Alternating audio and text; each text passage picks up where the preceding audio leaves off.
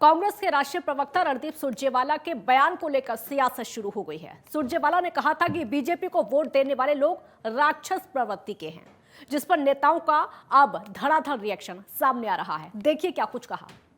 एक राक्षस प्रवृत्ति के परिवार में जन्मा ये व्यक्ति ही सोच सकता है कि इस प्रकार का अभद्र भाषा बोलना, ये मैं समझता हूँ असंसदीय भाषा है। निश्चित रूप से इसका हम संज्ञान लेंगे।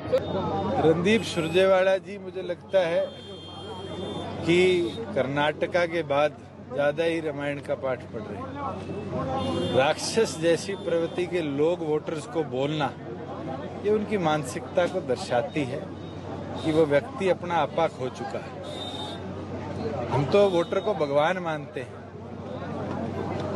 वो इस देश को कैसे सही दिशा पर चलाया जाए, उस बारे में सोचकर अपने मत का अधिकार का इस्तेमाल करता है। कौन क्या कह रहा है, उनकी मजबूरी है, ठीक है। तो एक ऐसी पार्टी को बिलोंग करते हैं जिनका भारत के स्वतंत्रता आंदोलन में काफी कंट्रीब्यूशन रहा है, पर उसके बाद they are going from losses into irrelevance. और मुझे लगता है ऐसी बेहुदा बातें करने से उन्होंने ये, इससे जाहिर होता है कि उन्होंने ये निर्णय ले लिया है कि वो विपक्ष में परमानेंट बेसिस में रहेंगे। देखिए, जब मानसिक संतुलन बिगड़ता है और सत्ता की बेचैनी चरम पर पहुंचती है, तो इसी तरह के बयान लोगों के दिवालियापन को दर्शाता है।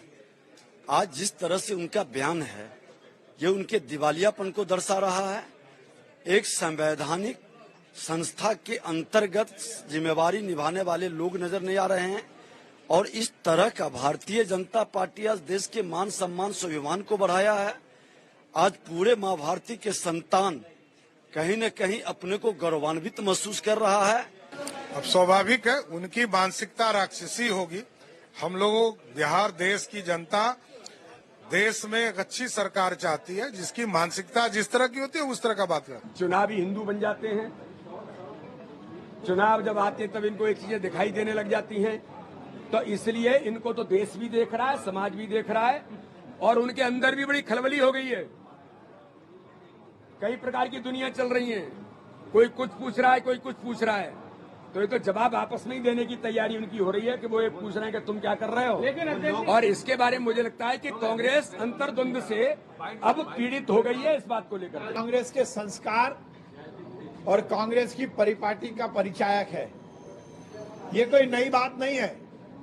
नेहरू परिवार ने हर समय जनता का अपमान किया है, चाहे जवाहरलाल नेहरू जी हो, इंदिरा जी हो, राजीव जी हो या सोनिया जी हो।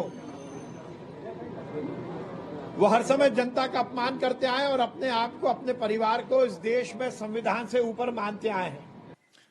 लोकतंत्र में भारतीय जनता पार्टी का मानना है कि जनता ही जनार्दन होती है, और रणदीप सुरजेवाला जी ने जो वक्तव्य दिया है, ये पूरे देश को शर्मसार करता है, निंदनीय है।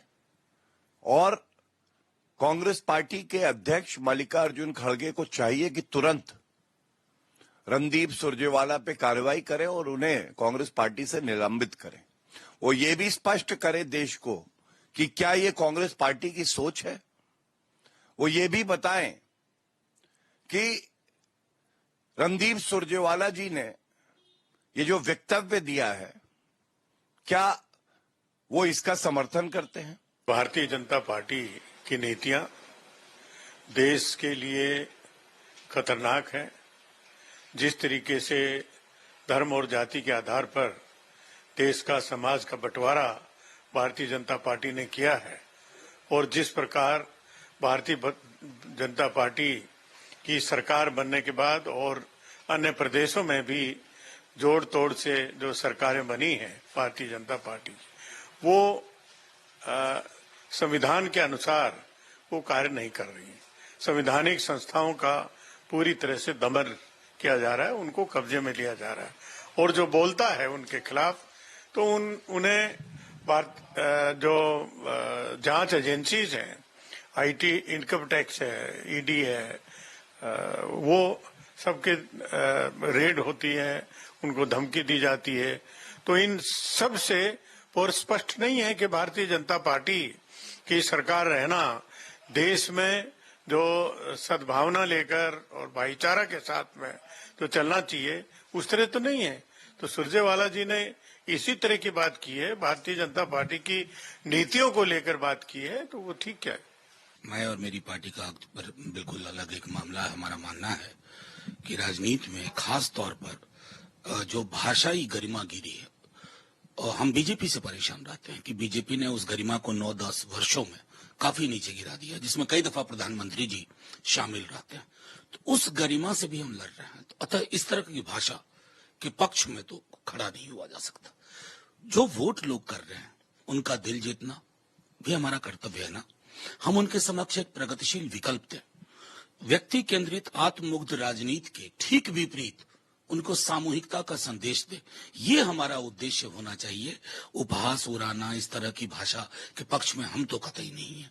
इसने हमारे लोकतंत्र का बहुत नुकसान किया।